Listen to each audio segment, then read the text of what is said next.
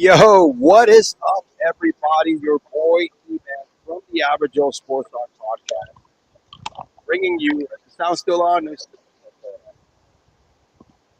we go. Sorry about that. Yeah, just said if you're good. On my end, I'm getting backtracked. But anyway, E-Man from the Average Joe Sports Talk alongside, Jim from Fan in the Van podcast. and this is the official episode, inaugural debut of Cigars and Sports with Jim and E-Man. What is up, Jim? What's going on? Hey man, same shit. Friday night, baby. We're about to light some bad boys up, talk sports, definitely keep it real. There's gonna be some bashing here tonight, man. We're not gonna, we don't pussyfoot around. We're not. That's not our thing. Nope. Listen, if you're gonna get offended, I don't want to say turn off the dial, but you might want to put some parental guidance or something in there, all right? Because we don't hold back, right, Jim? Fuck no. Never, ever, ever. Never. Oh man. Well, listen, me and Jim are not in the same state. So I am a transplant New Yorker who lives in Florida. I am currently living in South Florida. Jim, tell them where you're speaking from, baby. From friggin' wonderful, rainy Long Island, baby. It's a rainy day, man. It's a rainy day, but there's never such a thing as rain to stop a good smoke, right, man? Right, my man?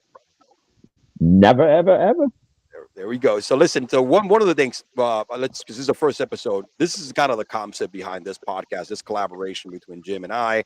We want to go ahead and every time we put out an episode, we want to tell you what cigars we're smoking today, a little bit of backgrounds of cigars. We're both big cigar guys, and then also, of course, hit any trending topics in sports that we can in order to give you the best entertainment possible. So, you know, that's pretty much it, man. It's cigars and sports. It just the title is very simple, right, Jim? Can't get much simpler than that. It can't. It can't. Oh man, hey, football season is almost a few weeks away. So hey, the regular season, last preseason weekend, right? Yeah, this is the last one, and I don't know what the Jets are thinking about starting Rodgers and company, but whatever. I'm I not the don't know. coach.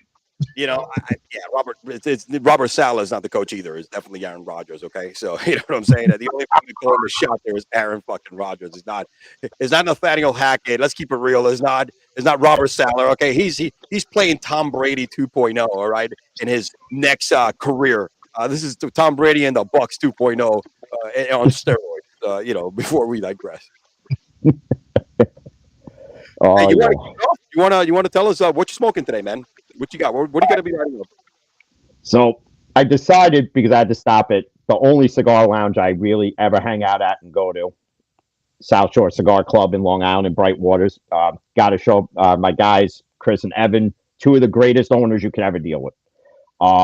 So I wound up getting the Big Time Tommy from Asylum 13. Ooh, It was the first cigar I ever smoked for the first time I ever went there. I actually went there for the Big Time Tommy cigar release. And from there, I smoked these. I smoke everything, but this was the one that I fell in love with. I'm not like a smaller type cigar smoker. I need something that's like robust. I need something that's, bang for your buck. It's something that's going to last a while. So I had to go with this one. First episode of Cigar and Smokes. Had to go back to the first cigar I had at South Shore Cigar Club. ooh, that's nice, bro. Yeah, shout out to Shore Cigar Clubs. I mean, Jim, that's Jim's spot, bro. It's home away from home. I'm telling you that much, man. Hey, Yep. tell your boys that, let's see how far we get this, because I might take a road trip to New York, and we might, do a little something out of the cigar shop over there. You know what I'm saying? A little broadcast, a little, get fucking crazy, bro. I haven't been back to New York and now since like 2015, so it might be know what I'm Hey, saying? down with it. Yeah. Well, in my book, I'm going classic, right? As a Cuban born, and even though I came to this country when I was like 6 years old, 6, 8, I don't remember now, man. I'm 45. Shit gets old. I am bringing up the Partagas Maduro #3. So this is actually one of my favorite stogies, right? And believe it or not, I hope I don't get arrested, but these are legit from the island. I do have still family there, and when my mom goes, rarely that she's able to go, I get a little care package. So they don't come more often, but man, I had to debut with this bad boy right here. Is one of my favorite smokes actually. So one of my first smokes ever. So That's why. So this is kind of like that's this is my go-to, man. I see I'm a Maduro kind of guy. Are you a big Maduro guy, or are you pretty much all around? Depends what your taste is, Jim. My palate is all over the place. It's kind of like my personality. It's just all over the place. It's off the fucking wall. It's I could smoke a Maduro. I could smoke a more of a light one. I could, as long as it tastes good and it's a good smoke. I'll smoke it. If it's like one of those crappy ones you get from like the card shop where it's been sitting Yeah. in the humidor for like 7 years and it's got more mold on it than a waffle that you thought was blueberry, but it was really just mold. Yeah, I'm not smoking that shit. You can keep that away. And the reason why they sell cigars is so that really don't care if I get them in trouble, is because they're avoiding the cigar tax. That's absolutely ridiculous, by the way. Oh, get out of here! Yeah. I think that is. In New York, it's a little different than South Florida. I think when it comes to the distribution of the cigars, man. I don't know. See, here you got different levels of cigar lounges, which is kind of cool. And I think that I was mentioning it off air. You actually got a cigar bar where they have a full bar. You know what I'm saying? You go in, they got the humidors on the wall, you got the music playing, you got the pool tables, and boom, you got a full bar, which is kind of dope. And they even some of these bars, most of them actually, allow you to bring your own smoke as long as you're drinking. So that's kind of cool. And then you got the lounge where it's a little more like the business type where you go in there and you got the back room, you know what I'm saying? Where you got to make those deals and that the law doesn't want to see.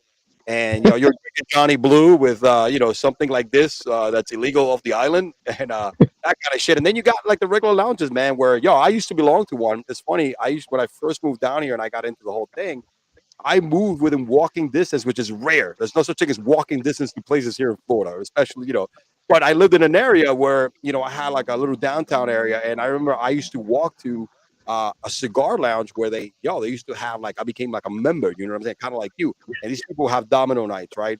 Sunday games on Sunday, right? You couldn't they didn't have a full bar, but they were allowed to sell beer and wine, right? So, it was crazy because like you, I created this community with these cats, bro. And, there were poker nights.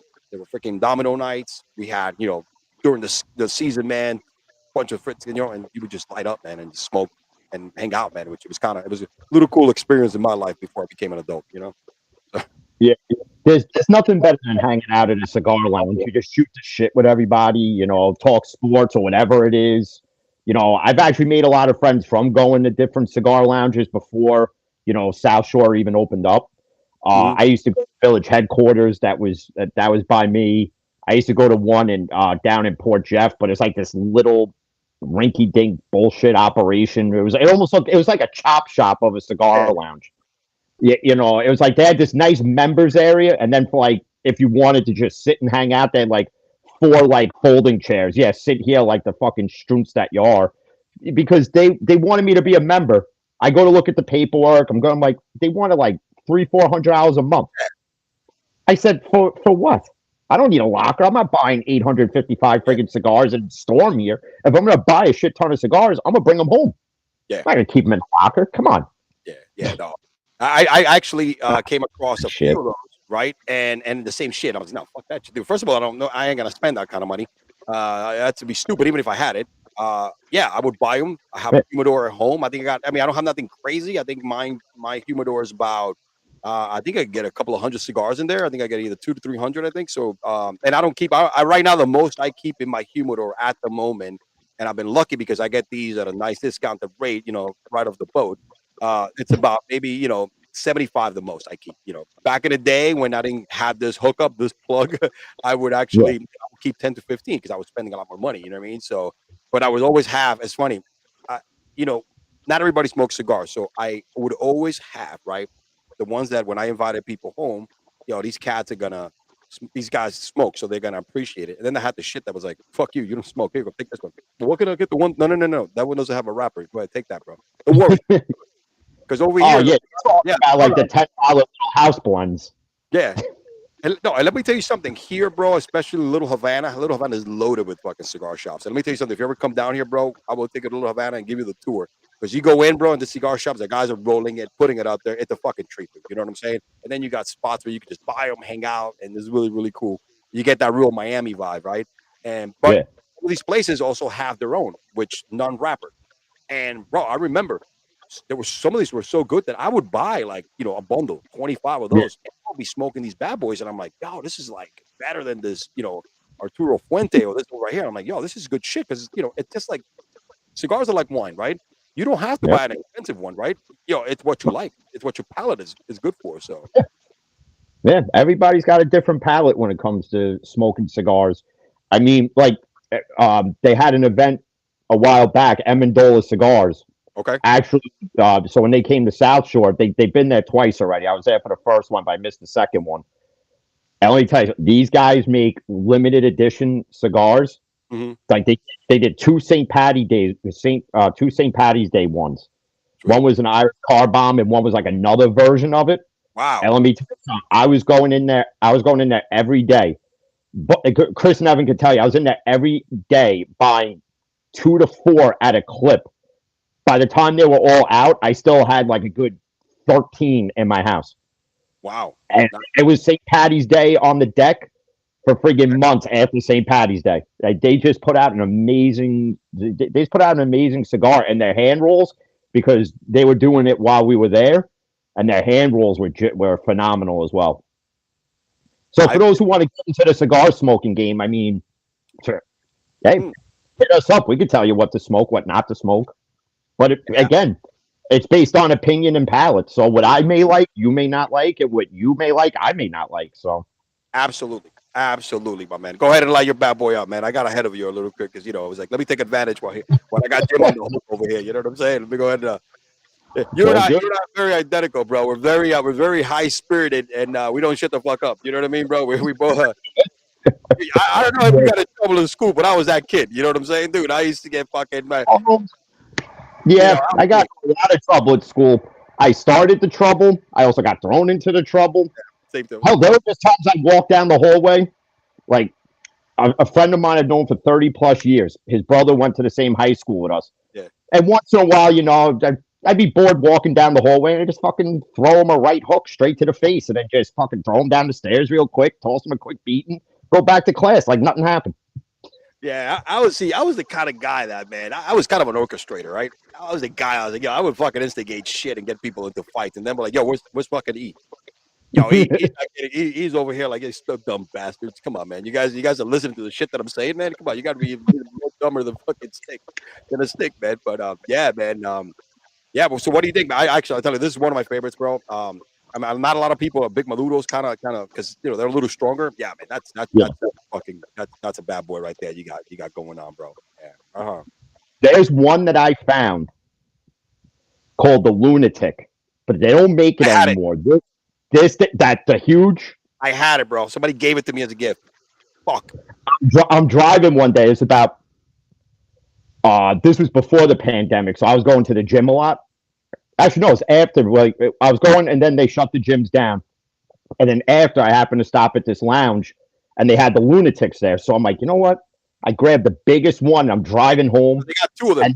They're both huge, but one is bigger than the other one. They're fucking insane. Yeah. They got different sizes.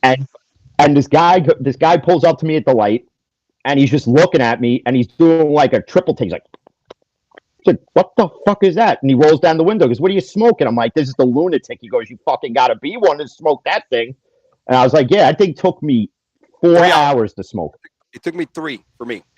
It took me 3. I remember, it's funny because you I don't know if you're married or not, but I can't be doing this shit inside the house or that often when my wife's around. She can't stand to smoke it, but we kind of like both agreed that, listen, man, it's not gonna go away. I'll do it less, and I'll when they're not around, when they go, a lot of the times in the summertime they go see my in-laws, but they're 2 hours away, so I get a lot of time. And I remember that it was a Saturday, man. I was like, my wife's not here. Let me fucking hit this thing. And I was thinking about it because I had it like a week before. It was in my humidor, and I'm like, I gotta hit this shit. I didn't know how it was gonna taste, but it took me 3 hours. 3 hours, dude, and a fucking half a bottle of Johnny Black. Later, you know what I mean, bro? Sipping it, and I'm like, because I remember back in the day when I used to live in my condo up in Miami Lakes, dude. I used to like at least 3 or 4 times a week. Yeah, we'll go to my balcony. This is like, we're going like early 2000, like 2008, 9, and that there's no iPads or anything. So I would open up my fucking laptop, right? Just watch shit about sports, have the music blasting, bottle of scotch, and I would go through like 2 cigars, man. I didn't want to go out to that. It was just fucking one of the most most like, I guess heavenly things in the world because you're just out there, man. People will walk by in the parking lot looking at me blazing, and I'm like, and everybody was smoking weed. I'm smoking cigars. You know what I mean? I'm like, dude, that's not my thing. Right here. So it's like, you know, The people are like, stupidest yo, thing I just can you break the that? I'm like, no, bro, stupidest we're not rolling this thing I shit. hear. Oh, I'm sorry. The stupidest thing I ever hear is people ask if you could roll weed with hand rolled cigars.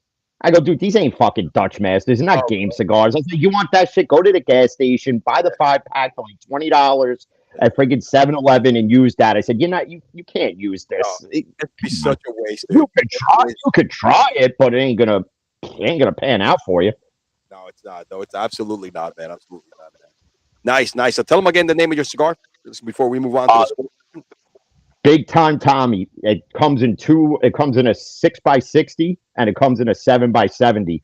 And they are now. You can go on his website, bigtimetommy.com. You could order it through there.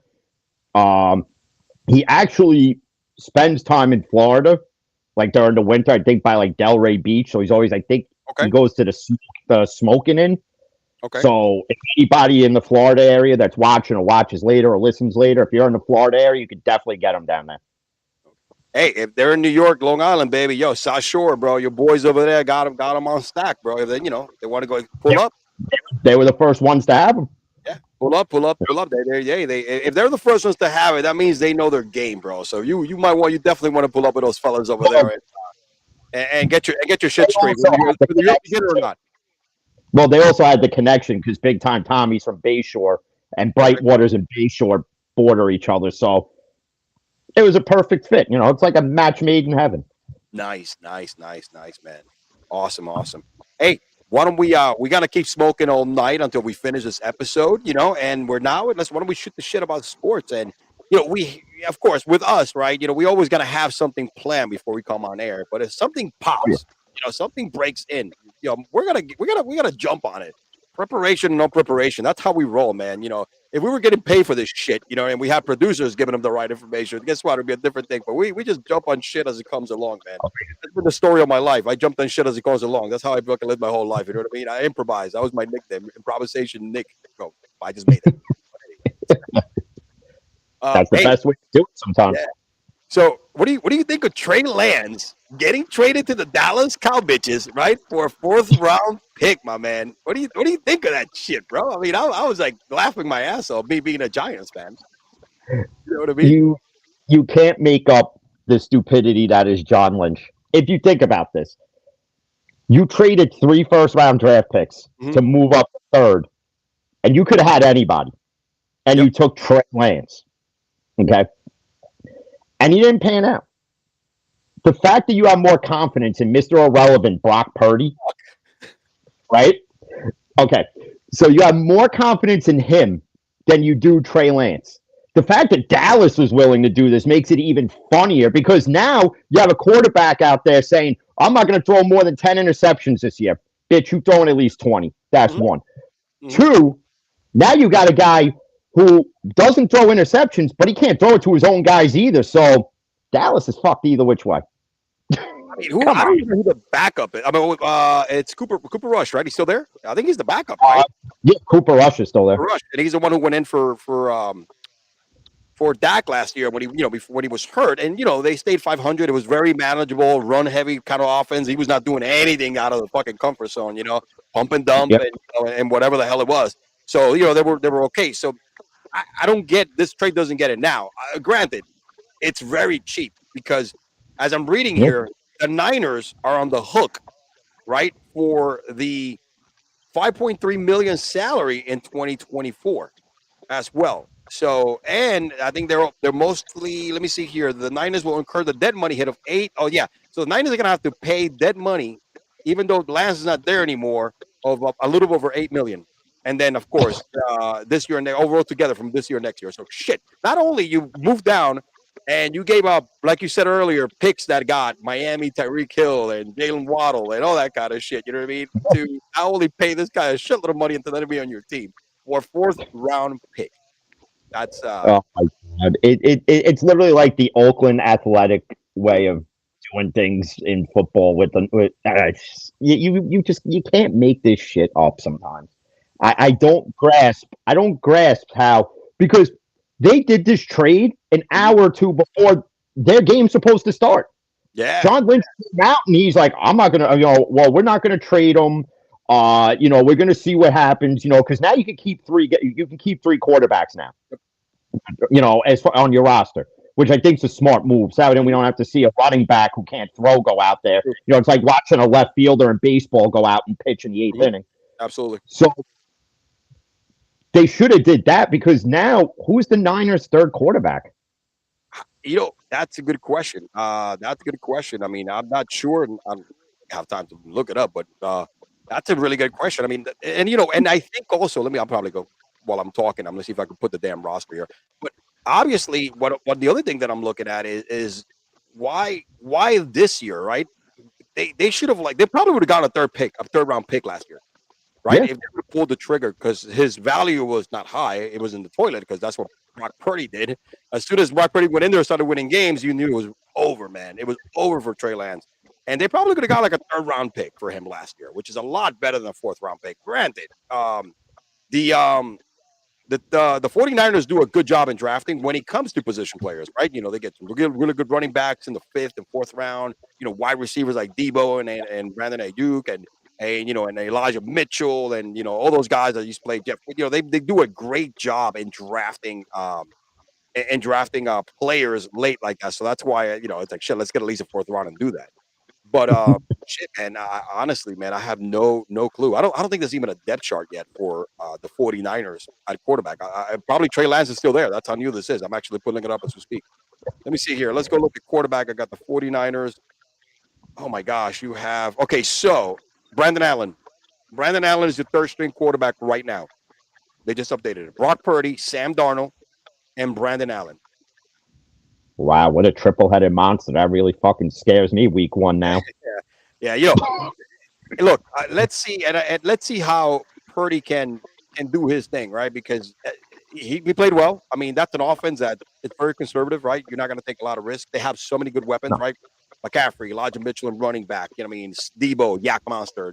Brandon Ayuk is crazy. I mean, Kittle is on the downhill now, but they're built to win now. That defense is insane. So you don't need nobody you don't need Aaron Rodgers back there. You don't need, Justin Herbert. You don't need Joe Burrows, right? You don't have that kind of makeup. So they'll win close games, and they don't want you to turn the ball over. So that's why Purdy's so successful now. Let's see what happens a year after they saw 9 games of him, of this 9 games or 7 games of film, right? If that is the case. But they love him, and they love Purdy in San Francisco. That's why Trey Lance is the fuck out of there.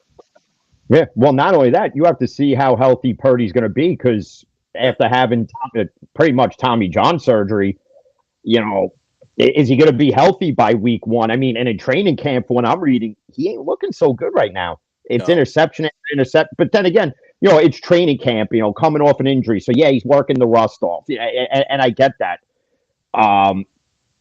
But is he going to replicate what he did last year? Are you going to get that lightning in the bottle again, where it's, big game Brock and, 2-minute drill? Is he going to drive down the field and break some team's heart? Because it ain't going to be the Steelers, not the way they're looking in preseason. Yeah. All right, we're going to hit the Steelers pretty soon here, man, because they're really looking good. And then just to close this one out here, and in regards to the Dallas side, I don't know what the fuck are they doing with this trade. I don't know if they think that Trey Lance is going to go in there and be the if they're going to use him in the sense of like they use what's his name from the Saints, their tight end. Taysom Hill. Yeah, Taysom Hill. They're going to be using a lot of wildcat formation and the goal line formation and that kind of bullshit. Honestly, dude, I have no effing clue. This doesn't make any sense. I am happy because Dallas has a shitty player, and the more shitty players they have, the more happy I would be. I am as a Giants fan. So, fuck the Cowgirls, and good luck. That's that's my take on that trade in a nutshell. I should have said that at the beginning, and we would have been done with this shit already. Yeah. Oh man, I don't see what Dallas is doing. I mean, financially, it makes sense because they ain't got to pay him. That's it. So right. Jerry Jones and company pretty much fleeced. Yeah. You message you fleeced the Niners. It's like, hey, we'll take your garbage, but you're paying for it. Hey, last time I checked, I don't think McCarthy is a fucking quarterback whisperer. I mean, it's shit. You know what I mean? He's been successful because he had like one of the greatest quarterbacks in the history of the fucking game playing for him. That's all. You know, I don't think he's a guy that makes quarterback. I don't think he's Andy Reid, right? I don't think he's like He's those type of definitely not. players. You know, I don't know. This doesn't make any sense to me. But good riddance. Good luck to Trey Lance and fuck him in the ear. Moving on. Here to let me get some tabs out of here. All right, man. Listen, why don't we jump on? We said the season is about 2 weeks away. Last weekend of preseason here, and we're gonna see some stuff. I think most of our teams are gonna be making pretty clear cuts this weekend. After this weekend, after their games, because I think you could only make them now in the last week. Before, remember, I think you were like you could make cuts every Yeah. week. They change that shit right now, so that's gonna be a lot of people being free agents and dropped. Let's talk about some. We know who our stars are in each team, Giants and Steelers. Why don't we talk about some potentials? Sleepers, unsung heroes, right? That they make the team. I think they're gonna actually be a big surprise and will be contributors, right? I think these guys are gonna have some good playing time. That's gonna come out of nowhere. Well, why don't we start with you, Ben? Who do you have? Give me some players. Well, the first one, he's already making the team anyway. But it's his second year. Obviously, it's Cam Hayward's little brother, Connor Hayward. Okay. Uh, if anybody's seen him play in college, he could play tight end, he could play fullback. Last Mm-hmm. night they used him at running back, which I liked, but it scared me at the same time because you never know when an injury is going to happen. Mm-hmm. And the kid produces. I mean, he doesn't produce big numbers, but it's another offensive weapon for Kenny Pickett to utilize as long as Canada calls the right plays with him on the field. In essence, that's why they didn't bring Derek Watt back, because they knew they had this Swiss Army knife in Connor that you could use him as a tight end. So that way you can use Darnell Washington as like a sixth offensive lineman. You can use Connor as a running back. You can use him as a wide receiver. You can use him as a decoy. You can use him in any facet of the offense, Mm-hmm. and he's going to do what needs to get done. It's just with me, Connor, his ability, the sky's the limit for him at this point. It's not just because his brother is Cam Hayward and all that. It's they're both different. Obviously, one plays defense, one plays offense. But at the end of the day, Connor Hayward is going to produce. They're not going to be the sexiest numbers. And would I take him in fantasy if I were to play this year? No, but if you need a late round tight end or a flex position, I would maybe draft him, but very, very late, maybe last round. But the kid's going to give you something. He's going to give it his all on the field. He's one of the guys that I think Pittsburgh would be stupid to let him go after his rookie deal's done. Pretty much, he's a real football player. You know what I'm saying, dude? That's kind of what we're looking at with Connor Hayward, right? I mean, so far, he has 6 receptions, 73 yards, 1 touchdown so far in his brief appearance here, which is in preseason. So hey, look, I mean, you guys are loaded up, man, with like these type of freaking players, man. You guys did a good job in drafting this year. You definitely get kudos in picking pieces. I think you're putting the pieces together that is needed to be successful on the field. So that's how I think right with that. So I'm good with that. Who else do you got? I think it's going to be a surprise. I think honestly, the surprise, and it's the defensive steal of the draft to me, is Nick Herbig. Okay. He's like a TJ Watt 2.0, and that's because him and TJ's taking him under his wing. He's showing Nick some of the moves that he does, and now he's incorporated it. And this kid is in every preseason game he's played in has done something to help the defense either A, get off the field faster, or has gotten to the quarterback when he shouldn't have, creates a forced fumble, whatever it is. This kid can do it that, in the event you want to give TJ a little bit longer of a breather, you could put this kid right in there, and it's like TJ is still on the field, in my opinion. Now, other people are going to say different, but, maybe the homer in me is, thinking it, and and I could think it because I'm a huge Steeler fan. But Nick Herbig on defense, he's another person where the ceiling's high, because how many people are really watching Wisconsin football? Not many. What do you have? Not many. So a lot of people didn't know who he was, and a lot of reports are now coming out that teams are regretting passing up on him and letting him go to the Steelers. But that's what all these other teams do. That's how you find diamonds in the rough. Nobody knew who Alex Highsmith was, and the Absolutely. Steelers took a chance. And look at him now. Absolutely. And you need that kind of guy right there. I mean, remember, it's all about how much protection, right, you could give Yeah. quarterback, right? Because remember last year your boy got dinged up. He had a lot of concussions. Nobody talks so much about his concussions like Tua did, but he got hit. I mean, because Yeah. he's one of those guys that he's a tough player. You pick it as a tough player. So nice, man. You got anybody else? Well, these kind of like your two biggest ones. You see, pop as many as you think you have, man. Honestly, I think another guy, I think he's underrated. And this is kind of where I don't like the drama that it created in the running back room with Najee and Jalen Warren. What people have to understand is, and you'll probably understand this because when you guys had the three-headed monster and Jacobs, Bradshaw, and why's the other guy? His name escaping me right now. I'm at Bradshaw, Jacobs, and we had that. Was Tiki around? Not during the championship years, but right now. I forget who the third guy was, but you have that two-headed monster with Najee and Jalen Warren. I like Jalen. Where Jalen Warren could bounce to the outside, similar to Najee, but Jalen could also run it straight up the middle. Mm-hmm. And you can use him, in third down situations, like 3rd and 1, you're going to use him because Najee's already going to wear down the defensive line. So Absolutely. I think where people are thinking, well, who's going to be running back number 1? Well, obviously Najee's going to be the starting running back. And Jalen's going to come in, and Jalen's going to, if Zeke were to actually have done his job in Dallas, where Tony Pollard got all the garbage yardage, but wound up getting starter yardage because Ezekiel Elliott was just fucking pure trash.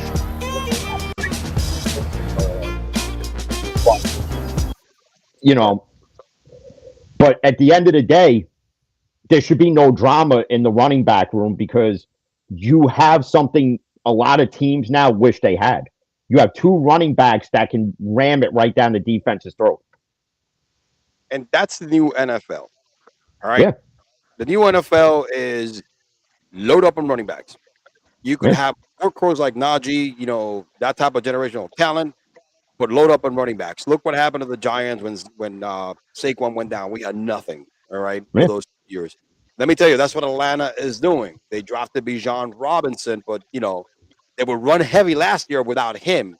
Tyler Algier, Cordell Patterson. I forget who the other running back was.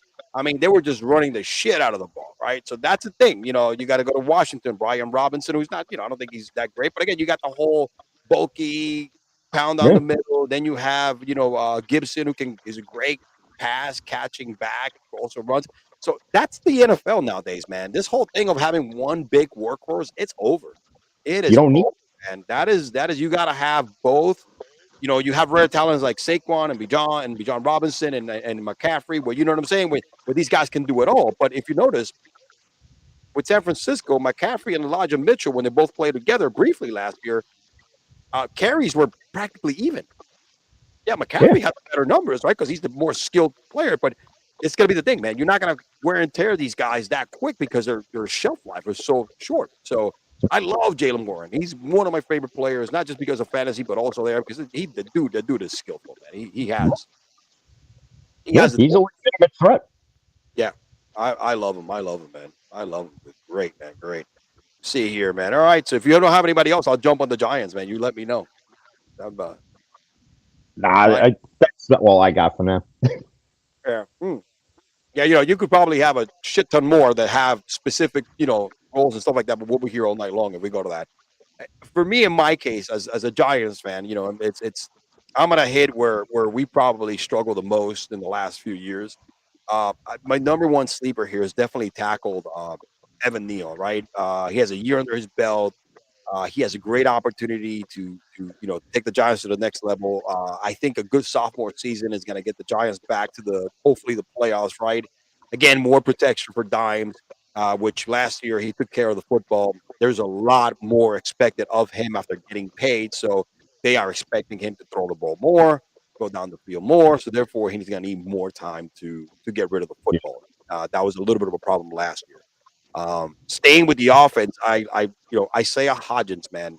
in just 8 games last year, had 5 stars, had a total and 5 stars. He had, 33 receptions, 351 yards, 4 touchdowns. And again, granted, a very poor man's passing offense with the Giants, right?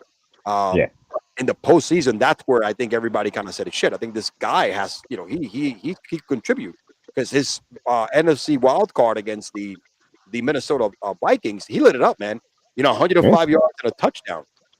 And he took the good thing is it wasn't a great secondary from the Vikings, but come on, this guy he proved to be very valuable, and I think he's going to be a big part of that offense, even with Waller in there. So He's I gotta know, be. I know the guy that didn't play much because he was, he played like 6 games and then injuries prevented him, which was one of our draft picks last year. That's the reason why we got rid of fucking soft Kadarius Toney, basket case over there. It was Wando Robinson. I'm really looking forward to see what he could do because he only had 23 catches because he had a very limited amount of time. 6 games. I mean, he was injured most of the time. We know what he could do. And adding Darren Waller and Paris Campbell and drafting Jalen Hyatt, who's another guy that I think is going to have a sneaky rookie season.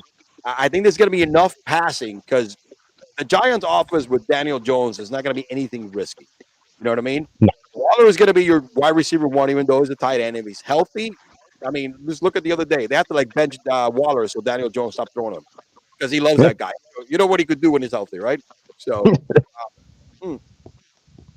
I think those are my sneaky players that I think are going to end up having. I think Hodgins, these guys, look, and we're not looking. I'm not saying they're going to break 1,000 yards receiving, 7 touchdowns, 8 touchdowns. But look, you get over 500 yards receiving from each of these 3 individuals. Dude, that's great. Alongside Waller and then, Saquon doing his thing. That's going to be a pretty balanced offense. And that's what the Giants are going to do. Brian Dable is savvy. There's a reason why the Giants pursued him, and thank God we didn't go with Flores, because that's what he does. Quarterbacks like Daniel Jones who have accuracy issues, right? Josh Allen in Buffalo, but are pretty mobile and big guys because Danny is not Josh Allen, but if you look at the type, he's a tall guy, can move in the pocket. He rushed for 700 yards last year and 7 touchdowns. So I think that's it's going to be a lot of play action, passes, create plays and yards, and you just want Danny not to fumble it, which was his biggest problem through the first season, and don't turn it over. And I think these guys will fit that same scheme, bro. All they did this year, they're going to run the same shit. They just added more weapons to be able to get rid of the ball. And it's going to be one of those things, pick, progression real quick, throw it. There ain't going to be a lot of shit. And then every once in a while, when something breaks down, I think Jalen Hyatt is going to go deep. And that's what they drafted him for separation. So. Yeah. Well, the main thing is now that you have all these offensive weapons, wide receiver, you have Waller, you don't need one guy to be the focus of it for 1,000 yards. You can get away with all of them having anywhere between 500 to 700 yards. Absolutely. And as long as Daniel Jones replicates last year, where, he had a better year than he did in years past because Andrew Thomas has improved. Yep. And I remember Andrew Thomas at one point couldn't block wet sand. Yep. And Evan Neal kind of had that same thing last year. So does Evan Neal take that Andrew Thomas step to where, he was in his first year, and now it's like, where the fuck was this guy last year? That's what we're and then he wanted Andrew Thomas money. Yeah, that's right, bro. And our defense is going to be better overall. So that's why I didn't touch the defense. But that's pretty much, man, what we are, what we're thinking. What we're probably going to end up going over. So, but yeah, man, I'm looking forward to the season. Look, in regards to your squad, man, I know it's preseason, but fucking Pickett to Pickens has been more than advertised. I'm loving it. Pickens is nasty, dude. I've always liked Pickens. Pickens is nasty. I want to see what happens in year 2 with these guys. You could tell these dudes hung out in the offseason. Maybe there was no fucking Twitter videos out there of they're like Russell Wilson did when he first got down to fucking Denver with Cortland Sutton and Jared Judy. Oh, look at this shit. He's not guiding anybody, But I think these guys did some sessions in the offseason because they look fucking connected, bro. They look gelled up as shit. So well, that's because I think they got rid of a lot of the toxicity in the room. You got rid of, you brought in guys, they're gelling. The Steelers for the past few years have been like that toxic X. Mhm. when like you keep going back and they always promise like, don't worry, baby, I'll be better. And then 3 months later, it's the same bullshit. This year, I don't like because I interact with a lot of Steeler fans, and it's the same pulse. It's preseason, but there's a different feel to this team that one you haven't felt in quite some time. And it's hilarious because you got all the Steeler haters and all the Browns fans coming out. Well, it's just preseason. Okay. But you watch the Washington Commander Raven game, right? And the Mhm. Ravens win streak, like all the Ravens fans, listen, I'm not bashing them because I actually can tolerate the Ravens over the Browns any day of the week, twice on Sunday. They're more And digestible for sure. yeah. So, the minute the Ravens lost, everybody's like, well, it's just preseason. It's not a big deal. But the Steelers now are showing this sign of new life. And it's like everybody's got to come out of the woodwork and just shit all over it. And it's like, just let us have a fucking moment because we've been mediocre for like 3-4 years. And that's even with a Hall of Famer with Bennett quarterback. But all the drama surrounding everything for the Yeah. past almost decade with Brown, Bell, Hell yeah. contract disputes, I got to be the guy. And all that's gone. It's not that I got to be the guy anymore. It's we're a team, and Tomlin doesn't have to deal with divas anymore. You It, got Claypool the fuck out of here. Thank yeah. God. Posing for a first down pass with 30 seconds left where you could have beat Minnesota and you ran 15 seconds off the clock because you thought you were friggin' Randy Orton in WWE posing on the turnbuckle. Asshole. Yeah, fucking Claypool is done too. He's got to be nowhere to be found in that Chicago offense. No. It's going to be DJ Moore. It's going to be Darnell Mooney. It's going to be Cole Kmet. He is like fourth or Yeah. fifth option. They got other guys, also younger receivers that they got to do. They got Khalil Herbert who could also catch it. So yeah, Claypool's so fucking done, man. That was like a one and done, man. You know what I'm saying, dude? That just out of Yeah. nowhere. You know what I'm saying? So it's. But yeah, Pickett and Pickett is going to be special, man. You guys got really good weapons. Deontay Johnson is a workhorse. He's going to get, I'm telling you, he's going to be one of the league leaders in targets, probably top 5, top 7, because that dude just gets open. You know what I'm Yeah. saying? The dude just gets open. So Well, it's not like you could focus. Like if you're a defense, you can't focus on just double teaming one because then you leave the other ones wide open, in single coverage. And if you're going to double Deontay, George Pickens is going to take your smallest cornerback and just fucking launch him into the mezzanine section of the stadium because Pickens has got that fucking dog in him.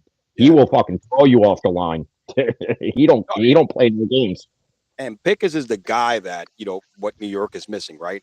Pickens is that guy that you're going to throw it to the corner of the pylon in the end zone, go up 50-50, and make that Yeah. catch, come down with it, fucking both feet in. That's huge, right? You only have a few guys in the NFL that can do that. DK Metcalf, right? And what's his name? DeAndre Hopkins when he was in his prime, right? All these guys, what I'm saying, that Jefferson, Devontae Adams, these are the fucking alphas, right? Pickens have that potential, just like Olave. You know what I'm saying? Those are the guys. These are the new generation coming in, and Yeah. and I think it's just a matter of getting the offense together and the quarterback. And it's going to be a big year for everybody in your team. I think it's going to be a good year And to watch. and Pickett's actually got two of them that you could throw the 50-50 up to in the corner because you got Darnell Washington. That guy's like 8 feet tall, and who's covering him? Bro, he may not be fast, but he fucking when he catches it, the dude is going to be hard to stop. I mean, because he's athletic. I mean, shit, man, and he's big, man. He's going to have some red zone. He got some red zone targets, man. Because shit, between the run game and like you said, your wide receivers, Darnell Washington. I mean, your other tight end, bro. It's going to be some options in the red zone where you guys could definitely with Pickett can feast, right? And I think Pickett is kind of the same thing as Daniel Jones, minimizing mistakes, right? Don't cuff up the foot because that's rookie things, right? People forget that Peyton Manning fucking led the league in interceptions, and Eli Manning too, where they both came up in the league, right? And because it is, it's a faster game. Now you have to get used to it. And I think this year you could tell he's more confident. And I know people say, "Oh, it's only preseason. You're playing against a bunch of scrubs." Yeah, but dude, you can see the progressions, man. You can see getting rid of the football. You can see him reads, right? Little things like that. That if you were in person, right in front of the sidelines as a scout or a coach, you'd be able to notice even quicker because it's different than on TV. But you could tell he worked hard this off season. So, which is And great. the other thing too is that there was something I read earlier today where he actually watched all his incompletions and interception videos from last year, and he incorporated that into his training camp. So he knows now, like, if I'm in this situation, I can't just do this. I either got to just get rid of the ball, or he's got to do like what Daniel Jones did last year. Like, if the middle of the field's wide open, fuck it, take off, run. Yeah. Just don't get your head taken off. He has sneaky athleticism, speed, that kind of shit. You know what I mean? But if it's got to be open, he could get you the 10 yards. He's also got the greatest fake slide in college football history too. Yeah. Oh man, fucking A, bro. Hey man, at least he didn't do martial arts this offseason to learn how to fall, right? Fucking do what they do. I don't know how much fucking jujitsu that shit's gonna work, but I don't. Hey, these fucking people, man, they come up with some new shit every fucking day. I don't freaking get it, man. I don't get it. He must have been watching Cobra Kai. I don't know. Is he a Cobra Kai or is he Miyagi Do? What's the other one? What's the name of the other fucking dojo they came up with? I think Eagles, some shit like that.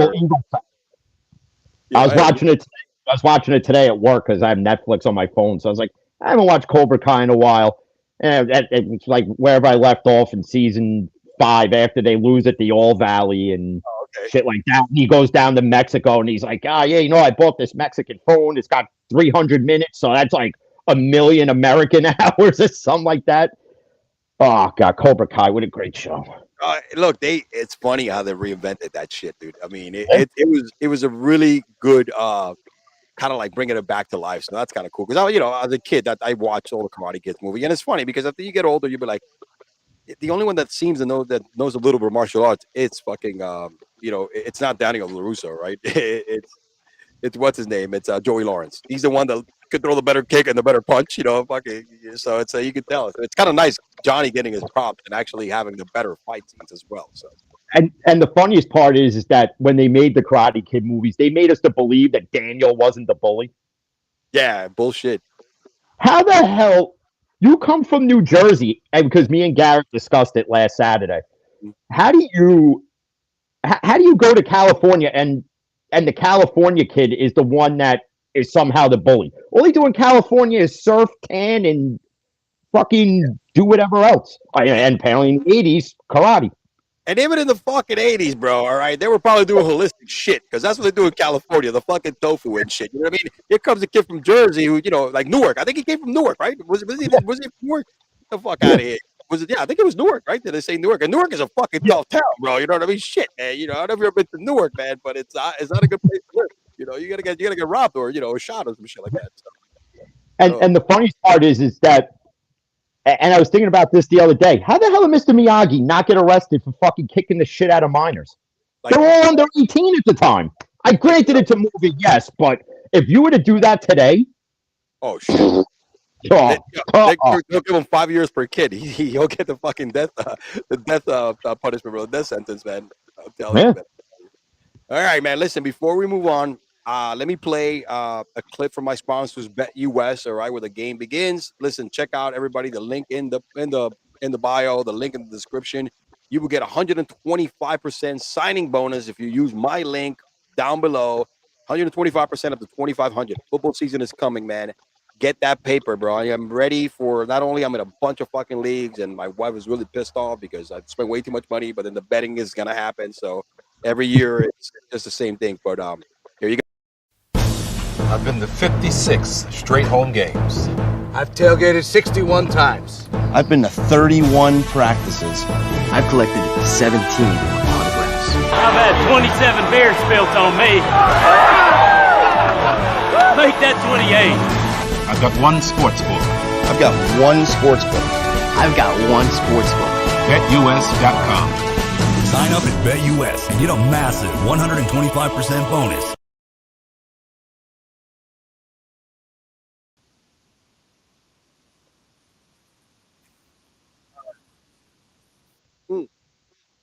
So, back in the news, Jim.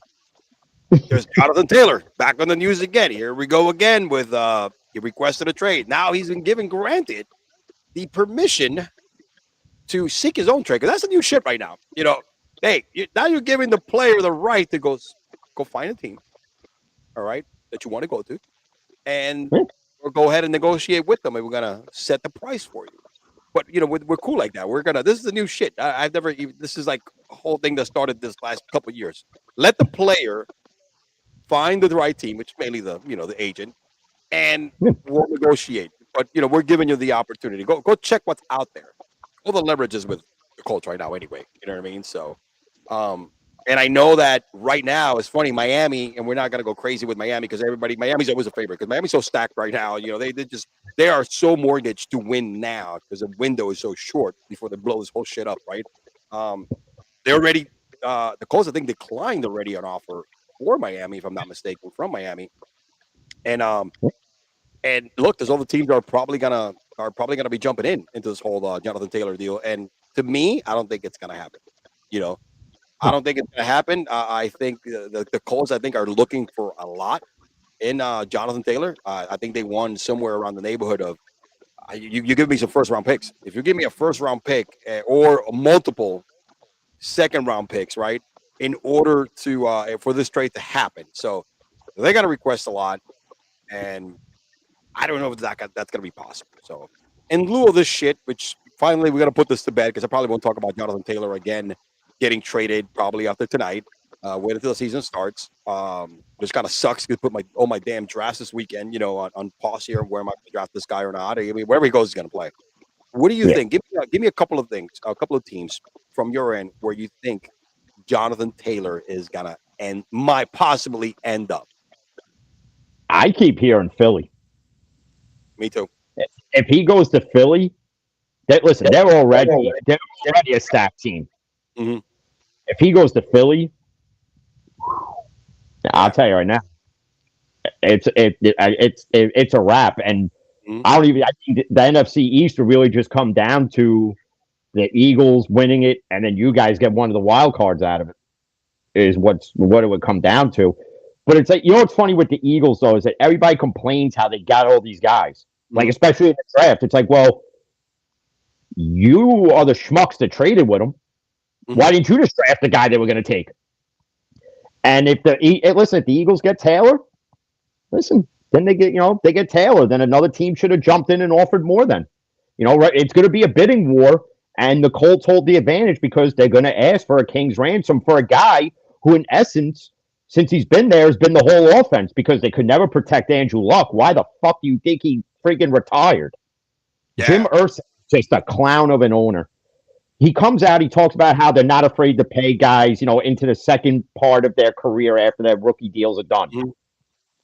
Apparently you are, but you want to spend personal money to save a fucking orca. What the fuck, Ad? He's really sad about that, bro. I think he was mourning when he made this decision. I think he wasn't in his right mind. Yeah. Fucking save the whales, baby. Save whales. Yeah. And it's funny because one of my teams is also the Eagles, so I'm gonna kind of dive in why I think that also is probably a great place because think about it. Even though the Eagles traded for DeAndre Swift, we know the potential of DeAndre Swift. Unfortunately, his availability has not been there, right? But of course, he's such a great player to have. Rashad Penny, they picked him up to another guy with great ceiling. Injuries have not made him, what he's supposed to be. Kenneth Gainwell last year was one of the guys that was, really exceeded right there alongside Miles Sanders, right? And that offensive line is crazy. We know how they build it. It's most of the short yardage is going to go for Jalen Hurts, right? I mean, this guy had I forgot 12 rushing touchdowns, some shit like that. But dude, it's 3-1, 4-1. The one who's going to run it is not going to be any of those running backs. It's going to be Jalen Hurts. So I think he fits that because we know that at one point in the season, Swift has got to get hurt. So is Rashad Penny. So that's why I think it makes sense for them. They could mortgage a package together, but they're looking for exchange of assets in the form of draft picks. They don't want players, whatever, right? Because that team is going to be a shit show this year anyway with the Colts. Love Anthony Richardson, but he's going to struggle. All right, that team offensively, we cover that in a lot of detail when me, you, and Gary got together breaking down the division. So it makes sense for them because I think the way they're made up, and it'll be. I mean, if Jonathan Taylor goes to the Eagles, you're right. It's a wrap. And the Eagles can afford to trade some draft capital because the past, 2-3 drafts that have passed, they've in essence made the moves they made because they're not drafting just for now. They're drafting for the guys that are going to retire, and these guys just slide right in. So in essence, you already have their replacements. These draft picks are the guys that are there now. You in essence, it's like using a bridge quarterback, like what Mitch was to Kenny. It's the same thing in Philly.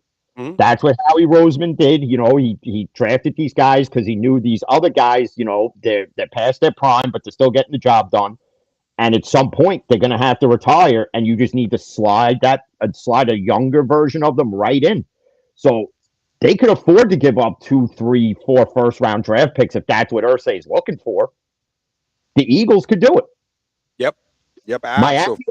Miami, I don't think gives up as much because I think they know they're going to have to save one of those draft picks. Because let's be honest, as decent as Tua is, with the weapons they have, to me, he's not the guy to get it done in Miami.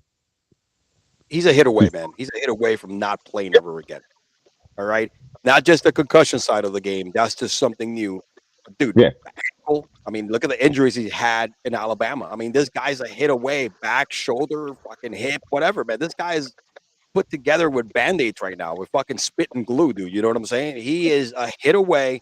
And yeah, you're right. You got to bring Mike White in. Mike White's going to do the same shit he did with the Jets. Get you 2 or 3 games in there, and that's it, bro. He's not the guy. So if Taylor goes to Miami, and the reason why Miami may not pull it off, because like you said, they already kind of like gave up their bread and butter, their assets, right? Their gold and Tariq Hill when they traded for him, right?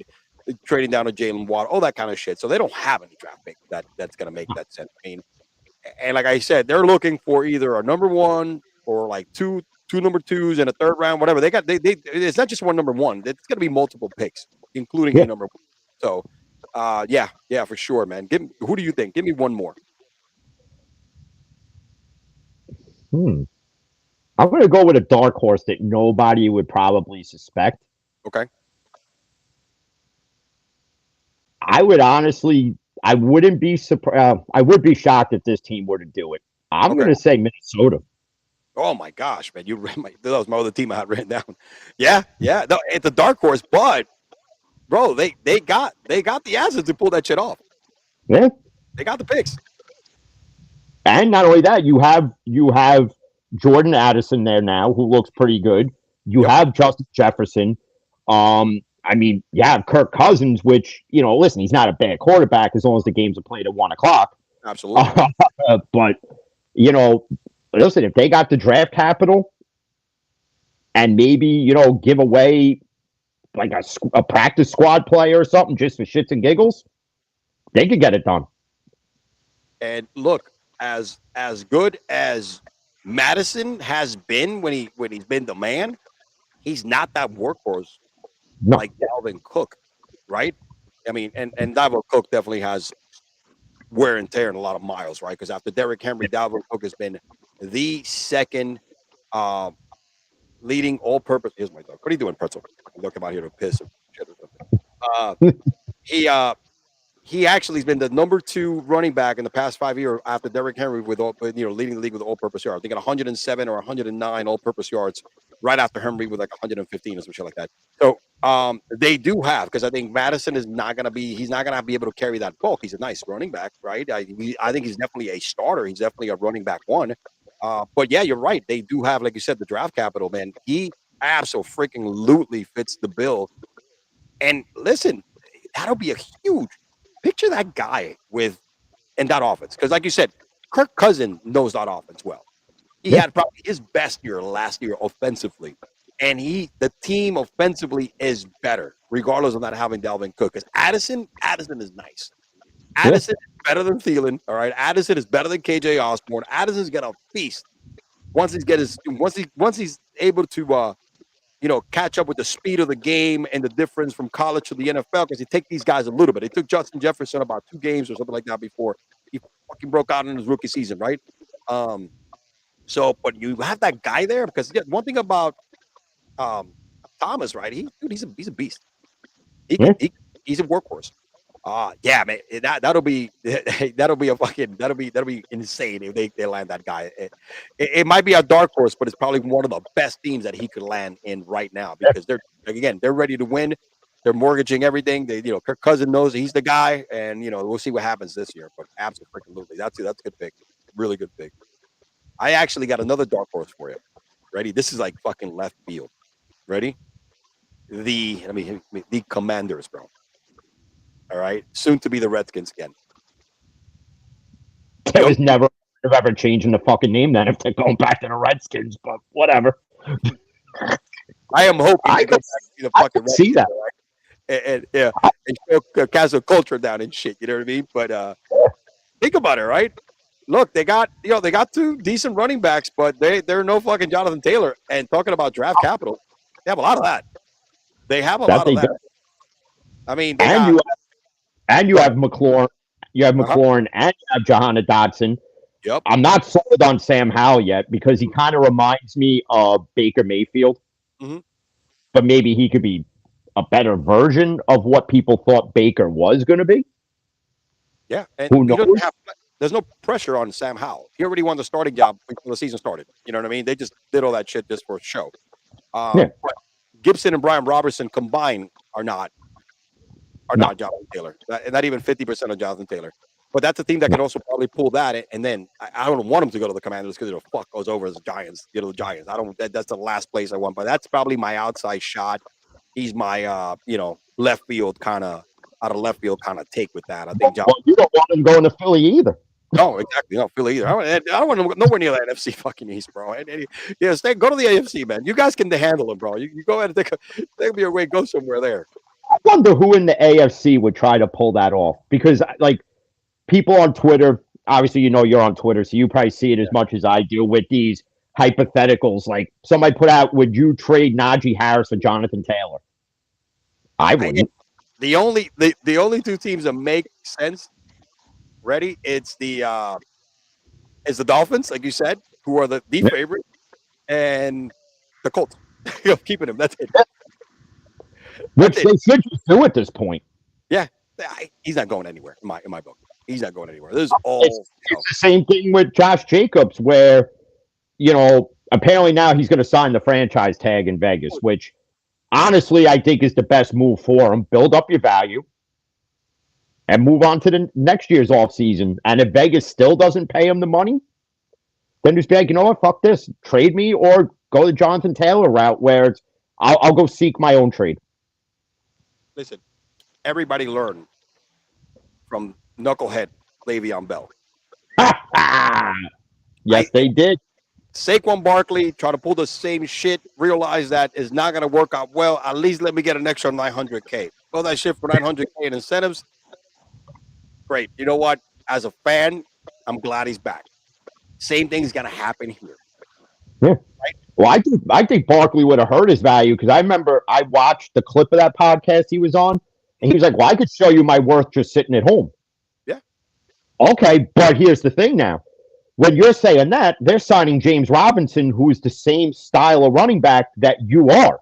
What if James Robinson produces more than you sitting at home playing as yourself in Madden 24, and the Giants just say, you know what? Fuck off. We want nothing to do with you now. So I don't, but listen, a lot of people were pissed that Barkley took that deal.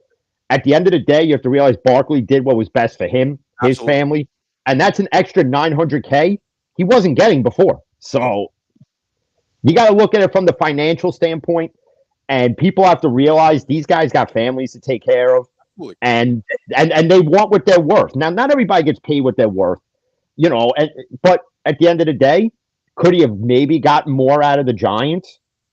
Maybe, but he's doing it with this deal. Yep. And if he replicates what he did last year, then the Giants would be dumb not to pay him. Yep. They could still franchise tag him again, because remember, by taking the franchise tag, now you get one more year to get franchise tag, but you're still paying like $15 million anyway, which is probably the deal that we're offering him. I think it was like 14 or something like that. But look, running backs, and we're not going to beat a dead horse. Blame yourselves, because the veterans were the ones who wanted this effing CBA, right? Because again, they were not getting, the rookies were getting more money than the veterans. Yeah. We see why. You know what I mean? Yeah. So they got to go And back to the drawing board. And they used to get more. I remember when the first round draft pick got, I think it was, they got the highest. I remember when Bradford got drafted number 1, and this guy got like a 4-year. Like 60 or 80 million dollars, some shit like that. Yeah. And what did he do after that? He was a complete, utter fucking failure in the league, but that guy knew how to fleece teams out of fucking money, though. Talk about robbing teams. Sam Bradford. A fucking thief in the night, bro. He made like $130 million in his NFL career, dude. All right. And, you know, shit, it was hurt all the time, you know, unreal. And that's the reason why this happened. So I think, you know, they're going to go back to the drawing board eventually and kind of have something in between, right? A combination of both. So, yeah. Oh, pretty good. Huh? Nice, bro. Nice, man. Yeah, I think that's pretty much what I got when it comes to Jonathan Taylor, man. This thing has happened way too often. So, way too often here. So, Jim, we want to close the show in style. Now, let me go ahead and pull up these slides here. I took them down by accident. We want to show this. We're gonna try to end this segment with a segment, right, that I like to call, which I'm really looking forward to seeing this because this is all you, baby. You're a douchebag. Douchebag. Douchebag. You're a douchebag. Douchebag. Douchebag.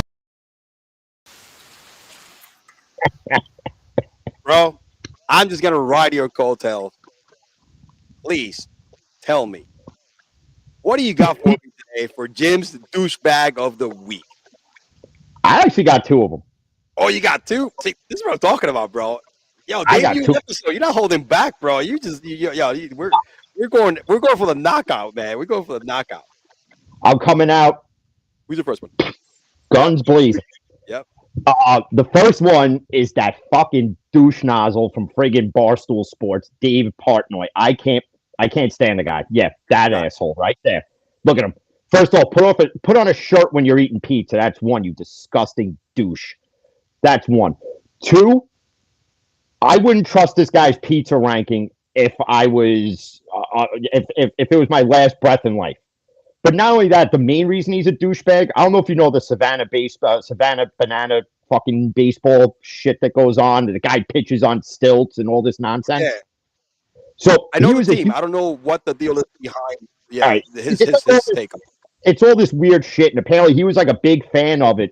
But then he starts bashing it. So then the Savannah baseball team decides to put out videos of him like supporting them. So that's what makes you a douchebag. Don't support him in one video and then another one, just to build up your brand. You then sit here and you troll them and you say it's the worst thing you've seen. Listen, to me, is that real baseball?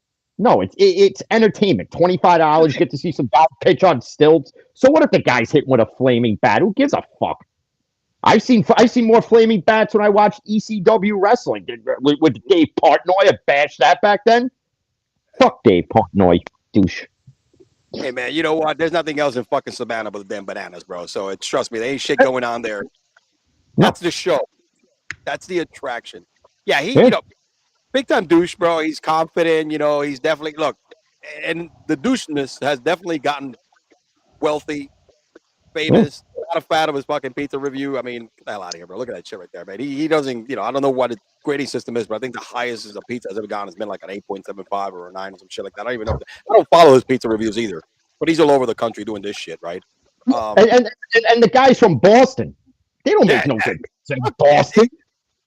I'm trusting this guy to tell me what a good pizza is. This guy probably thinks fucking DiGiorno is the best pizza ever made. No, he thinks the best pizza is his fucking frozen pizza that I think he has in the market or some shit like that. You know what I mean? I think he has a Barstool has a pizza, frozen pizza. I think there's some shit like that. Well, I've never seen it because in New York we don't play with that shit.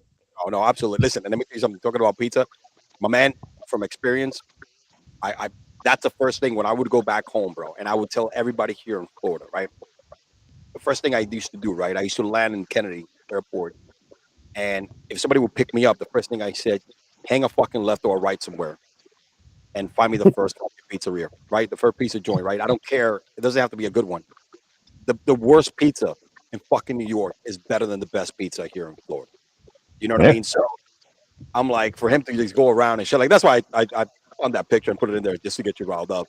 You know, the only thing this asshole has done right is the fact that he was able to buy back his company that he got $550 million for $1. That's the only fucking thing he's done right. He's netted $100 million and has his company back again to do whatever the hell he wants. You know what I'm saying with it. So that's the only thing this asshole walks around with no shirt on, eating fucking pizza in the middle of fucking. It looks like he's.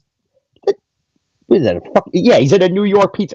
Get the fuck out of here. Put a shirt on. I'm surprised the fucking savages in the city didn't fucking attack him for not wearing a shirt. I know, man. I know. I mean, listen, bro. He probably was in Manhattan somewhere doing this joint. Do that shit in Brooklyn, man. You know, you probably get your ass jumped, dude. You know what I'm saying? Go back to my people. I got a pizza joint. Then I'm gonna go over there and I call a couple of my boys that still live there. You know, who haven't done shit with their lives and they're still in the same fucking apartment. You know, get his ass kicked. He won't do that. He will not do that in East New York or in the hood or in Jamaica, Queens, or whatever the hell he is. So, yeah, I'm with you, man. The guy's a fucking grade A douchebag. That's a good one, bro. That's a good one to start it off. And then you say you have a second one, huh? You have a second douchebag, bro. You caught me by surprise. Who are we fucking targeting douchebag status wise? So the second one's already had enough issues, but he decided to create another one. Don't ever in your life think that you can beat Michael Jordan in his era of basketball. Ja Morant, shut the fuck up. This kid, don't get me wrong, he's a talented kid. Unfortunately, he's gotten into trouble, as you've seen right there. You know, the fucking gun issues that he has. He's out there, you know, he thinks he's a fucking gangbanger, you know, whatever. But he recently said that he would cook Michael Jordan in Michael Jordan's era. Not even LeBron could survive in Michael Jordan's era. You tell me Ja Morant is gonna survive after getting clotheslined by Bill Laimbeer of the 90s Bad Boy Pistons? Or having Rodman all over him, fucking like rear naked choking him for a rebound? No. Ja Morant, shut the fuck up, please. Just shut the fuck up. Bro, it's crazy, right? The whole gangbanger image, right? You know, just fucking own a gun, right?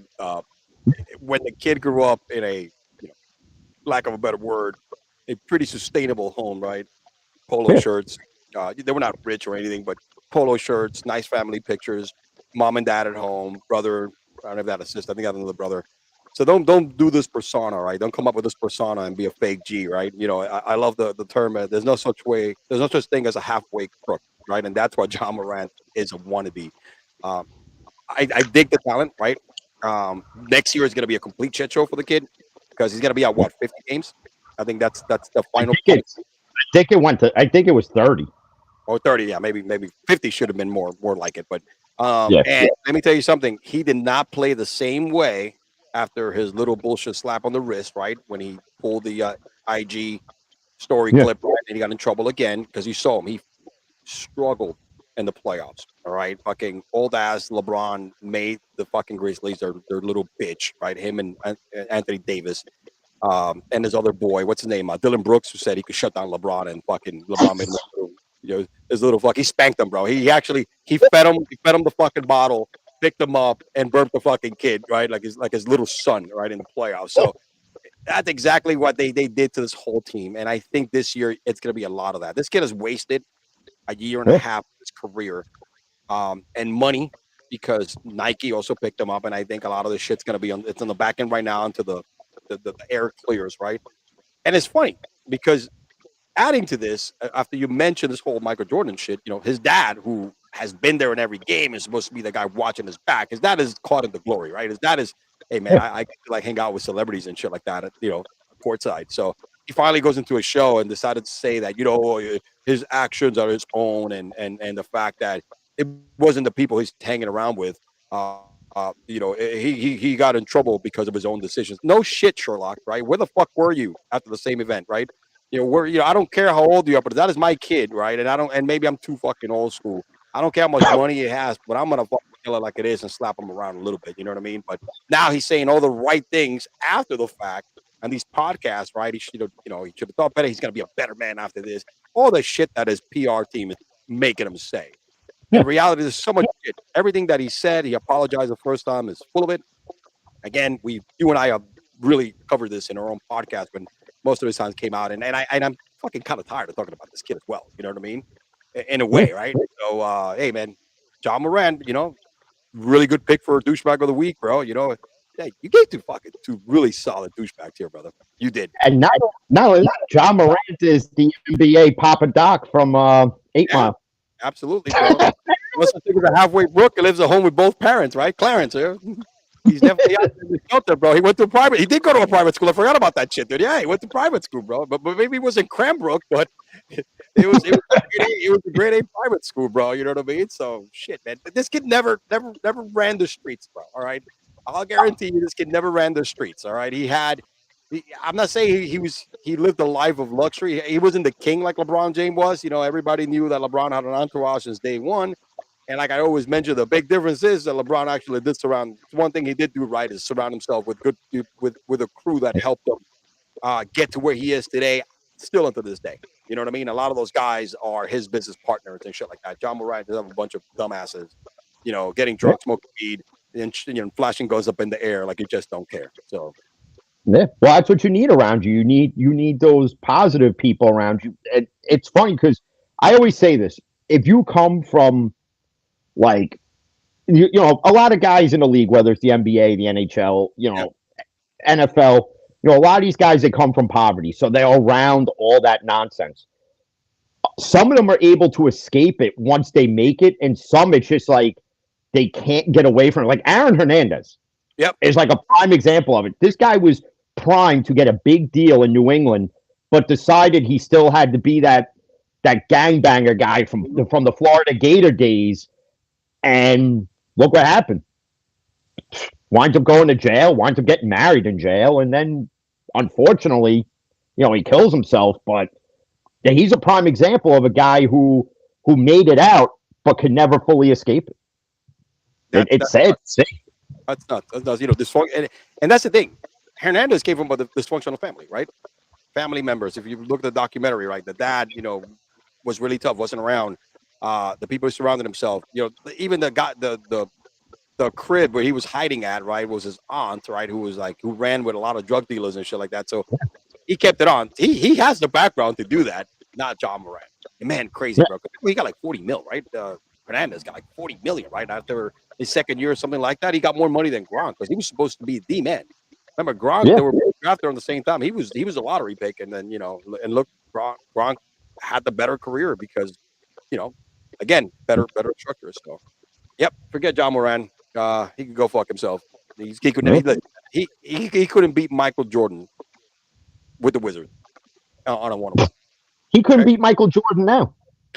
That's true. That is true, man. I mean, it's a really okay. You know what? Perfect. It's a really douchebag take for him to say. So I saw that and I was just like, you gotta be fucking kidding me. I said, I'm like that honestly tops the whole GOAT debate to me. Yeah. As of right now, until somebody else says something outlandish, like freaking who's next to come out of the woodwork? Dylan Brooks thinks that he could beat fucking Patrick Ewing in one-on-one. Patrick Ewing would fucking eat your ass alive. And Patrick Ewing's now overweight and he could probably still beat you. Damn, bro. That's true. Oh man, wow, bro. Great fucking great takes on these two douchebags. Good job, Jim, knocking that shit out the park, bro. I was not disappointed. On your douchebag. And the reason why this segment inspired me, it's mainly because of your classic Deshaun Watson douchebag take status, bro. That's your claim to fame in my book. That's how I got to know you. You know what I mean? So this is perfect, right up your alley, and you fucking killed it. Yeah, well, I know douchebags. What can I say? Yeah, guys from New York, you have a good douchebag radar, right? Because we probably grew up around a lot of them, right? We're known for being a little douchebag every once in a while. You know what I'm saying? And good eye for talent, man. Good eye for the fucking douchebag talent. I could walk through Stop and Shop and pick out like 10 douchebags in a matter of 2 seconds. Absolutely. Oh, yep, that guy's a douche. He's a douche. He's a douche. Oh, she's a douche. I'll throw a woman in there. We'll keep it equal. There we go. So your stogie is definitely a lot bigger than mine, bro. No homo. All right, we're not going that route. Because I'm already, like I told you, I started this one. So let me just show you where I'm at. And I usually finish around this area. Look, it's like, it's not a roach, but it's a cigar roach. You know what I mean? So Definitely kill that. How's yours hanging out, man? You still got a good you go you're halfway through right now, right? More or less. Yeah. Yeah, right. About. Yeah, this one's going out. Oh man, hey man, listen, dude, this is great. Great opening, great debut, man. I think we hit some stuff here, man. I We think we had definitely did. good little startup first episode, man, and we're definitely gonna be doing a lot more of this. All right, we want to try to it's a little more to set up, but I think during the regular season, man, we gotta come back. We gotta come back. Sure. We gotta get some more NFL, whatever pops, man. Like you said, man, both honest and blunt takes. Yeah. Before we close it out, man, do me a favor. Where can our audience find you in social media? How can they get to you? Go ahead, man. Shout out yourself over there, and where can we find you? Mainly, I'm on X, Twitter, whatever you call it, the dumpster fire app these days. Fan in the Van podcast is the handle that I use on there. I am on Instagram. I don't really. I promote more of like the cigars that I smoke on there. But on that one, it's J Plot. I think 1982 or 1382. One of the two. It's somewhere my birthday in it. Yeah. I always forget. But those are the two best places. Facebook. Not so much. I really got sick and tired of seeing what people are fucking eating when they go out. I really don't care. And those people might make douchebag of the week. Who knows? No, for sure, man. In my case, guys, Twitter is my main where I advertise this podcast. Like I said, I don't use. I have Instagram. My Instagram, excuse me, and my Facebook. It's all about just me and my wife and my kid pictures and shit. You know, it's actually private. I don't even freaking like have it locally. But yeah, Joe's Talk at Twitter. That's where you're gonna find me. And like you, man, I am in every platform available, audio wise. And now, hey, shout them out, bro. You're on Rumble now too, right? Yeah, follow me. Yeah, definitely follow Jim on Rumble, man. We love Rumble because they are not gonna cancel our asses for speaking our minds like maybe YouTube might fucking, Oh, I know YouTube does because there's a cigar podcast called the Burn Down Podcast. And something, I guess they said something on an episode and they got something from YouTube and they couldn't record for like a week on there or some shit. Fucking sensitive ass YouTube. I get it, man. I get it. I don't know, man. Cigars is not a fucking drug, dude. It's actually very successful men and influential people smoke cigars nowadays. I'm not one of them, but hey, I like to think I am when I have a cigar in my mouth, but it's kind of is what it is, man. Hey, if we don't have anything else, my man, I appreciate you coming on. This is a co-op. This is both this is our thing. You also have a show. Two dudes. Gary, go ahead and shout that out. Man. Good shit you guys do there. I do a show with Garrett from. He actually has two shows himself. He has a solo one. Is This a Bad Take? As well as two dudes with sports news. We do Steel and Teal and Down the Rabbit Hole because it'll start off with Steel and Teal talk and then it kind of, we'll talk about the Karate Kid or whatever the fuck else pops up. So, and we usually record every Saturday and then release the episode Monday, but we are going to be doing another live one soon. Okay. To the start of the NFL season because we did one before like the preseason started, like after the draft and everything, gauging where everybody's teams are in their respective divisions are going to be and all that stuff, which Garrett's co-host Jalen will also appear on there, I'm sure. So that's coming up at some point. I don't think they smoke cigars, but we'll probably have them on this one here to shoot some shit. We'll do the cigar smoking for both of them, bro. I think we could do that. I'll smoke two at the same time. Yeah, man, me too. Man. We're probably gonna do one of these on a round table style, man, and fucking really go ham on a lot of this shit, man. But man, hey, great first episode, my brother. I think this is something nice, a good start of something that we're gonna fucking definitely piss some people off. So, I wouldn't be happy if I didn't piss them off. Yeah, man. Hey, we're just keep both of our social medias, mainly Twitter, because we're both gonna be throwing and letting you know when the next episode is gonna pop up. We're gonna see, and then we're definitely gonna be doing a lot more of these on a. This is episode 1. I'm gonna start categorizing episode 2. It's gonna be dropping. So, hey, your boy E-Man from the Average Joe Sports Talk Podcast, Jim from the Fan in the Van Podcast. We're both signing out. Until next time, smoke them if you got them, baby. NFL's coming up. Peace out. Peace.